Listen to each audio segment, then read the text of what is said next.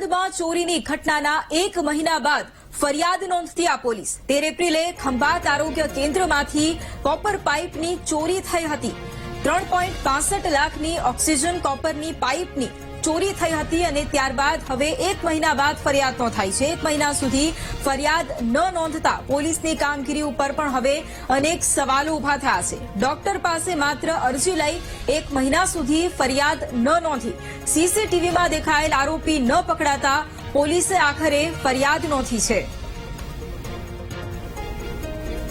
તો ચોરીની આ ઘટના કે જેના 1 મહિના બાદ પણ ફરિયાદ ન નોંધાતા પોલીસની કામગીરી ઉપર સવાલ ઉભા થયા છે। સંવાદદાતા ઘનશ્યામ ફોન લાઈન પર છે। ઘનશ્યામ, 13 એપ્રિલે જે ચોરીનો બનાવ સામે આવ્યો હતો, જ્યાં ઓક્સિજન કોપરની પાઇપની ચોરી કરવામાં આવી હતી, સીસીટીવી ફૂટેજ સામે આવ્યા, પરંતુ 1 મહિના બાદ પણ ફરિયાદ ન નોંધાઈ। શું વધુ માહિતી અત્યારે?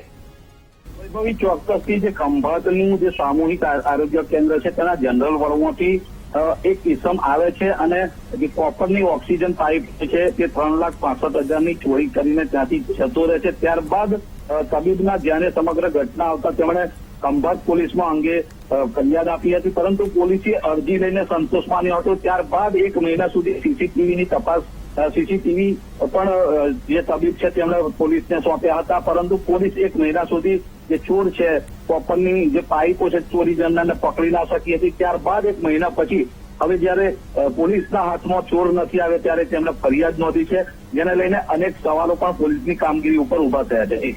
બિલકુલ, આભાર ઘનશ્યામ તમામ જાણકારી માટે।